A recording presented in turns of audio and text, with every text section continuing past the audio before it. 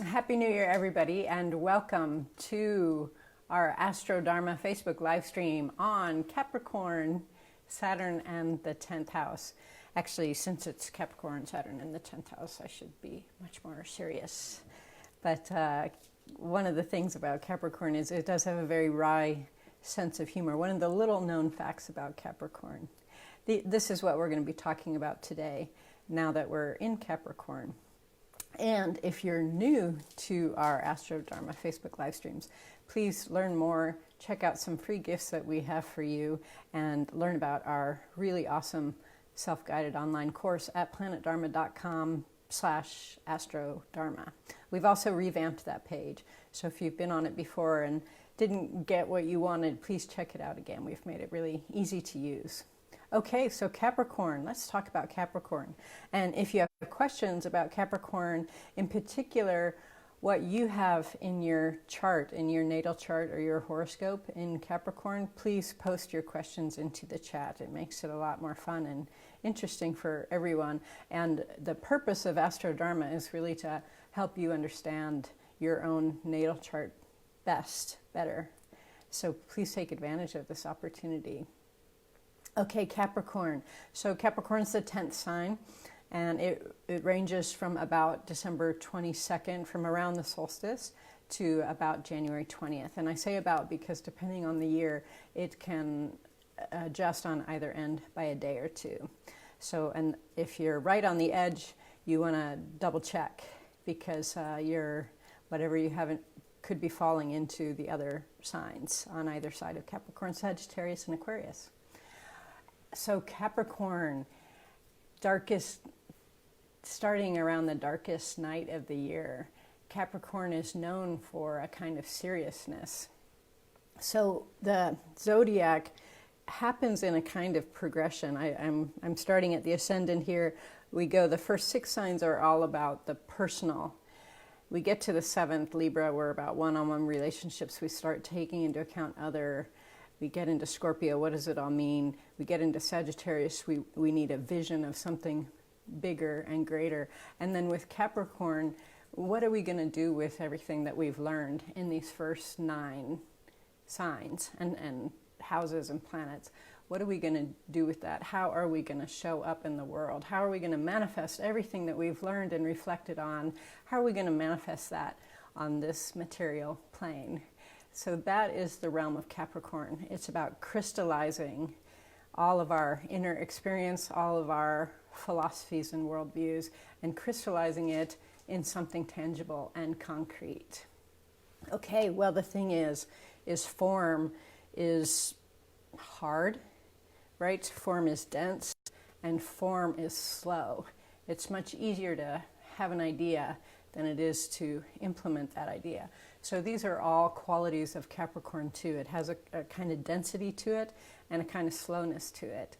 Because Capricorn is so concerned with making things manifest, it tends to be sort of conservative. It doesn't want to take a lot of risk because it wants to make sure that the manifestation happens.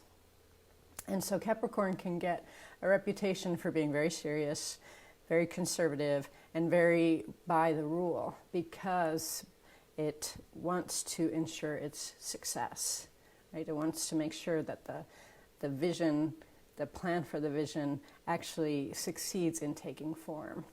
And this is the great gift of Capricorn, is that it has the ability to take these amazing ideas or visions or dreams and can turn them into reality.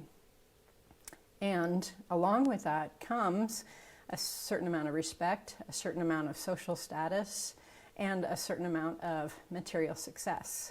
So those are also characteristics of Capricorn. So when we want to really get something done, when we want to succeed, these are the qualities that we need to draw on, are these Capricornian qualities. Of course, there are other signs, qualities that we draw on too, but Capricorn will be important among them. Capricorn is an earth sign. So a kind of hidden aspect of Capricorn is its love of the material plane. And this manifests too in a kind of hidden sensuality.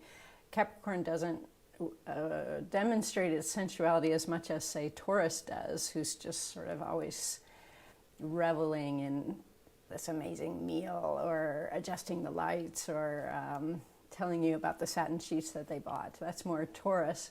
But Capricorn has that earthy sensuality and love of the senses as well. It just tends to be hidden. I mention this because Capricorn can get kind of stuck in its love of form and manifest as a sort of rigidity. And so that going through that sensuality or exploring Capricorn's very wry, understated humor, those are ways to help ease up the Capricornian tendency to get stuck in too much form. Okay, let's have a look at Capricorn's ruling planet, Saturn. So every sign has what's called a ruler, and that is basically an ambassador of that sign. It's a planet or a celestial body that's an ambassador of that sign. And it shares the same themes and the same flavors, but it is often in a different sign and sort of brings those qualities to another sign. And so we're kind of cross-fertilizing, we could say cross-pollinating. So Saturn, the Saturnian archetype, if you're just joining us, welcome. And we're talking about Capricorn, Saturn, and the 10th house today. Happy to have you here. And if you have any questions or comments, please add them on the in the Facebook comments. And please check out planetdharma.astrodharma to learn more and to access some free gifts and check out our awesomely materially successful online course. So Saturn is the archetype of Saturn is the teacher, or sometimes the father, the mentor is the kind of flavor of Saturn. And wherever we have Saturn in our chart is where we have the kind of natural ability to become a teacher or a mentor or a guide for other people. Now, early in our life, Saturn usually manifests as an external figure because we, of course, as children, we're not into our own authority. So we project those qualities out onto someone else, probably our father or a teacher. Not necessarily, if, say, for example, if our mother was a Capricorn, she may manifest more as Saturn, but some kind of authority figure who we feel restricted by. And Saturn manifests as early in our life as a feeling of like obstacles, of restriction, of being held back. And we need to work with this very, very consciously. Saturn is a really significant planet that way. It takes very conscious effort to stop projecting those qualities of authority onto another figure and to step into our own authority, to take on our own Saturn so that we can become an authority, an expert, or a teacher in the subject. And that's most likely a subject that's indicated by the sign and the house that Saturn are in. This is one of the reasons Saturn is so significant. If we don't do this, we'll probably feel those restrictions for our entire life. We'll feel held back, and we'll feel like we're held back by other people who we're projecting our authority onto. So we don't want that. No. We want to come into our own power and have all these benefits that Capricorn and Saturn offer, right? The ability to bring our dreams into form, the ability to have some level of material success and to be able to share that with others, right? Because our motivation is to benefit all beings, and it does take resources to do that. And so Capricorn and Saturn are great with resources. Okay, so how do we do this? This is a really significant undertaking, and true to Capricorn and Saturn, it is a bit serious. So a really optimal time for this is our Saturn return, which you may have heard of. It's when, so if Saturn is here in my horoscope when I was born, okay, we'll put, let's see, my Saturn is actually here in Aries in the 12th. At the Saturn returns around the time when we're 28, it comes, Saturn in the sky rotates around to where it was when we were born. And so Saturn contacts the natal Saturn in our chart, and so all of the issues really come up in spades at that time in our life. And so right around the age of 28 or when we're turning 30, we take stock and we think, oh, I've been kind of playing around a lot. I've been trying out a lot of different things, but now, oh my God, I'm turning 30. I need to decide what I'm going to do with my life. This is a really amazing opportunity to actually take inventory and reflect on what we want to do with our life as an adult and how we would like to manifest. This is a super important time. And it's very interesting to us that here at Clear Sky Retreat Center, a lot of people who come here on our Karma Yoga program, our 3-month residential program, happen to be, well, not happen to be, but are around the age of 28 or 30 and are in this really fruitful time of self-reflection. So we're really happy to assist them in that process of deciding how they want to manifest in the world. Okay, so the thing is, we can be tricked with Saturn. So Saturn has this, like Capricorn, has this attraction to form and to being conservative and to resources. So one thing we can just be driven to automatically when we're in our Saturn returns or when we have an important Saturnian thing happening, there's also Saturn oppositions and Saturn squares, is we can have this really strong urge to, for example, buy a house, get married, commit to a really long-term job or promotion, and get kind of stuck in form. Not really stuck, but committed deeply in a way that is difficult to shift later, right? So we just want to watch for that. Those are really natural urges. I think everyone feels that around the age of 30, and we just want to look at it from this Capricornian, Saturnian perspective, that it's really about us deciding how we want to manifest rather than us deciding that we want to be secure. Maybe we want to manifest by being secure, that's fine. We just, with Saturn, it's really important, well, with everything, but especially with Saturn, because it is about this heavy material form, we want to make sure it's conscious. It's also about our ability to be an authority and an expert and not reflect that on other people. So it's very important that this process is conscious. I would say that the vast majority of people, because Saturn is restrictive, it's unattractive. Right? The average person doesn't think, oh, I feel restricted, I feel blocks. We don't kind of think, oh, great, let's go explore those. It's kind of foreboding. So I'd say that the vast majority of people do not actually own their own Saturn and move into that place of power in this lifetime. And that's unnecessary. We can do that. It's completely possible. It takes a lot of courage to move into those insecurities and to own them and to transform them. That takes steady applied effort, which again are gifts of Capricorn and Saturn. So, and we all have those in our charts, so those resources are available to all of us. So we can do it. Let's take a moment, and if you're just joining us, we're on Capricorn, Saturn, and the 10th house today. Welcome. Please learn more about our really wonderful online course that we've created to help you understand your own natal horoscope and AstroDharma in general at planetdharma.com/AstroDharma. There's some nice free gifts there available to you also, so you can learn more. Okay, the 10th house. So just as there are 10 zodiac signs with 10 rulers, there are also 10 houses in every horoscope.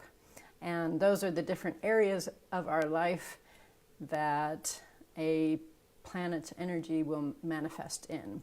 So it might manifest in our area of communication, or it might manifest in the area of service or one-on-one relationships, and it will be a little bit different depending on which house a celestial body is in. We might not have anything in a house, and that's okay. We'll still have a sign there, so we look at the ruler of that sign to get some hints about what's happening in that part of our life.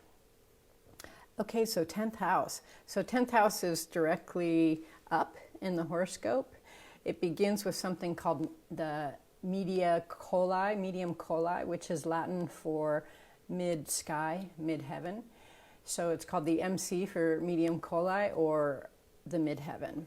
And it's what the zodiac sign was directly overhead when we were born.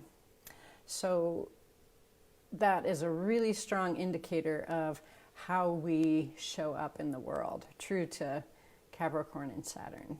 And so this house has a lot to do with how other people perceive us, and in particular our profession, and also how we relate to our profession.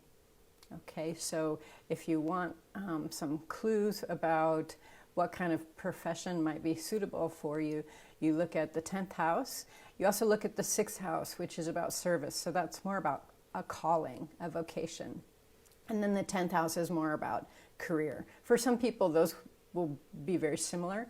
And for some people, they may be a little bit different. Your calling might be to be, for example, a parent. And then you'll have a profession that helps you to support your family. Okay, so 10th house also is how we approach our profession. So do we approach our profession as this amazing exploration, or do we approach our profession as kind of a technician? Do we approach our profession with love and joy or seriousness? These things will be shown in the 10th house. So if you have a job, for example, that you like, but you have some challenges with your relationship with your work, you can look at the 10th house and the sign and any planets that are there and use those to help shift your view and shift how you approach your work. Because every work, every life experience is an opportunity for a joyful manifestation of love, and that is probably the most generative way to approach life. That's probably the greatest resource that we have. And Saturn and Capricorn are about resources, so we want to make sure we're drawing on those. Remember too that Capricorn and Saturn have this sensuality and a very good wry sense of humor. So those are things that we can draw on with our career as well. Let's see. Because the 10th house has to do with how we manifest in the world, it also has to do with how others will perceive us. And so that's something good to be aware of as well. We may have a certain approach to our work and not necessarily connect that to how other people are perceiving us.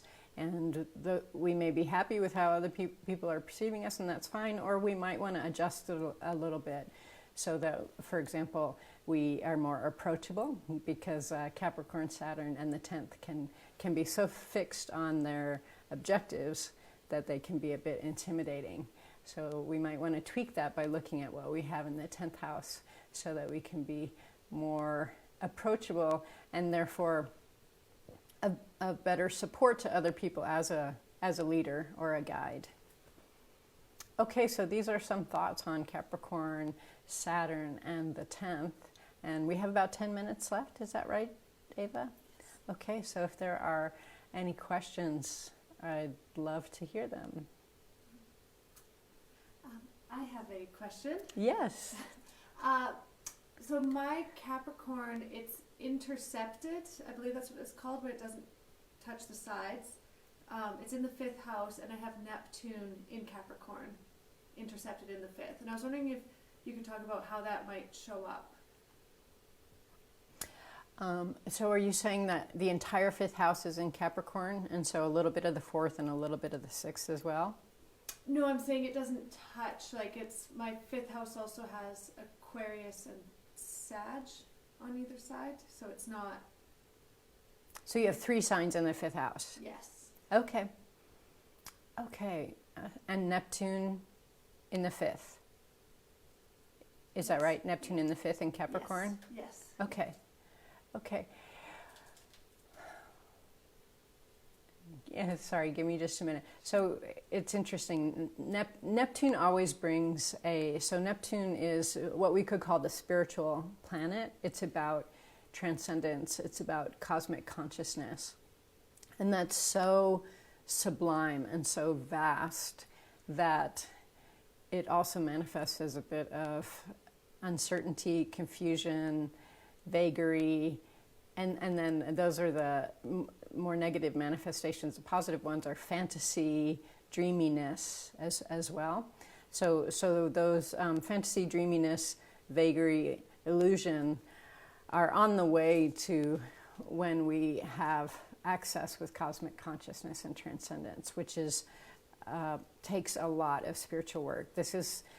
These are truly, once we get to these outer planets from Saturn on, these are really lifelong journeys. It's amazing to me now that I'm in my 50s. I guess they call it the arrogance of youth. When I was younger, I was like, oh yeah, okay, I'll meditate and I'll sort of sort all that out like this. And I'm amazed now that I'm in my 50s at really what lifelong undertakings these are and how it just keeps going.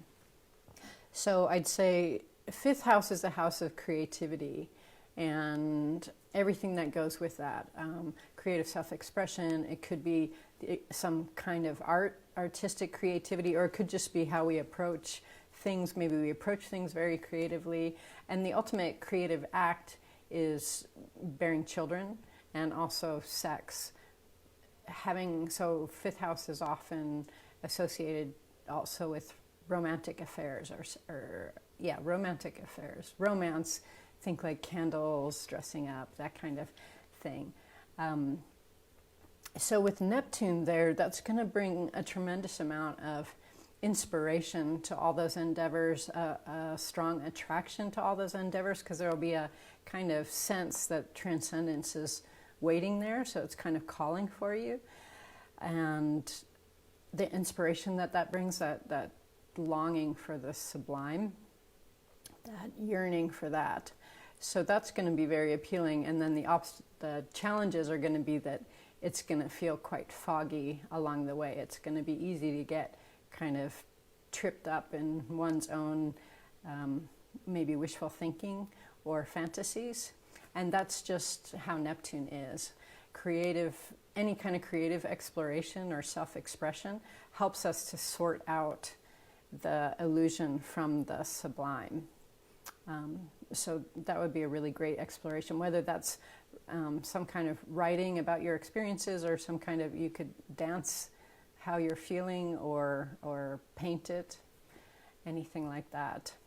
And then the fact that it's intercepted, it just means what it seems like it means. It means that the affairs of that house are shared with other signs.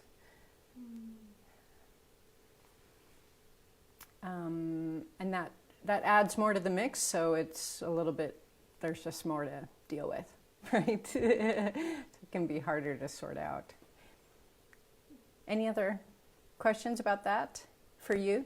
I guess, well, because my question, I thought that I'd heard when it was intercepted that the sign, or that it didn't show up as strongly in someone's chart? It doesn't show up as well defined when a house is intercepted. Okay. And then plus you have Neptune there, so that also will make it not that well defined. Okay. Any other questions? Yeah, I have another question. Oh, thank you. I can keep talking too. You don't have to come up with one. We have about 4 minutes left. Okay. So just my other question is that I have Chiron in the 10th house, and so any advice on working with that? That seems common amongst people in our Sangha. Yeah, we do have a number of Chirons in the 10th house in our spiritual community, in our Sangha. And so Chiron is the wounded healer. If you'd like to learn more about Chiron, we covered it. It rules Virgo. It's the newer esoteric ruler of Virgo and the 6th house. So you can check out that video to learn more. So wherever we have Chiron is where we experience wounds. And it's different from Saturn. As I said, we experience it as obstacles or imposition, and we can trace it to experiences in our childhood. Like, oh, that time I got in trouble and I had to stay in my room all day long and I felt really traumatized from that experience. We can relate Saturn to things usually imposed upon us by our parents, and no blame on any parents. Of course, they're doing their best. With Chiron, it's a little bit more mysterious. There's nothing that we can attribute the wound to. It's just kind of something that happened. And there's no, with Saturn, we can take on our own authority and resolve that issue. With Chiron, we really cannot. As the myth goes, it's an incurable wound. Chiron was an immortal, and he got a wound from the blood of the Hydra, which was fatal. But because he was immortal, he couldn't die. But because it was from the blood of the Hydra, it could not be cured. And so wherever our Chiron is, we have that kind of dilemma. But we try to cure it, we try to cure it, we try to cure it, we try to cure it. And through that process, we become healers in that area. And that's a kind of healing that we're able to offer other people. So we all have Chiron. Wherever Chiron is, we tend to go, damn. And there's not, from what I know, there's nothing around that except to become a healer in that area and to just continue trying one's best and then sharing what one has learned with other people. And then that's a beautiful service that we can offer people. Martin says, thanks for the class, Kata. You're welcome. I have Capricorn straddling the 7th house cusp with Mars in the 6th, but within a degree of the 7th. How can I work with this Mars energy to max benefit for myself and all others? Okay, Mars in Capricorn in the 6th, just before the cusp of the 7th in Capricorn is what I'm hearing. That's a good question, Martin. Anything that we have on the cusp, we want to be flexible with, because we know that when babies are being delivered, someone may not have the wherewithal to look at the time until a little bit later. So birth times, there's always a bit of uncertainty around. Someone probably wasn't there as you were crowning, checking the time. It might be after you were washed off or put in a blanket or something. So Mars may actually be in the 7th, is what I'm saying. And anyone who has things on the cusp, you want to just take that possibility into consideration. So, and I happen to know, Martin, that you were in a relationship with someone who is an Aries, which Mars rules. So that would point towards my theory. So yeah, Mars in Capricorn really likes to do physical things. Who do I know who's like that? And then that Martian expression, so whatever we have in the 7th, we usually attract in a significant other, and that may be a life partner or a spouse or a business partner. And then they can really bring those energies into our life in a very real way. However, we have this tendency to project our manifestation of those qualities onto the other person. This is a big lifelong challenge too. I have Moon in the 7th, and my partner is a Cancer, and it's really hard for us to not do that division of labor where he's manifesting Cancerian qualities, and I'm grateful. It's challenging to really own those for oneself. So yeah, I would explore that, expressing that Mars in new ways, let's say. I think you do manifest them beautifully in a lot of ways, but finding ways. Mars in Capricorn, yeah. Material success, manifesting on the material plane, that argumentativeness of Aries can be a very constructive disagreement, for example. Could be a manifestation of that. So some things to explore. And of course we can follow up together. And for our last question, Karen says, I have Chiron in the 9th house. What is the struggle here? Can you speak about that? Is it in Capricorn? She doesn't clarify. Oh, okay. Yeah, so it's helpful to know what sign it's in. Hi, Karen. Chiron in the 9th is about vision. So challenges around vision. 9th house is about how we see the meaning of the world. So that's a short answer. It's a little bit, if I knew the sign, I could say more. And we can follow up again. So if you're just tuning in, the recording will be available. And please, if you've enjoyed this, check out planetdharma.com/AstroDharma for some free gifts we'd like to offer you, and to learn more about our really wonderful online course, which will take you through every sign, every house, every celestial body, and introduce all of AstroDharma to you, so you can really understand your own natal horoscope yourself and share that with other people. May all our efforts benefit all beings. Thanks for joining us.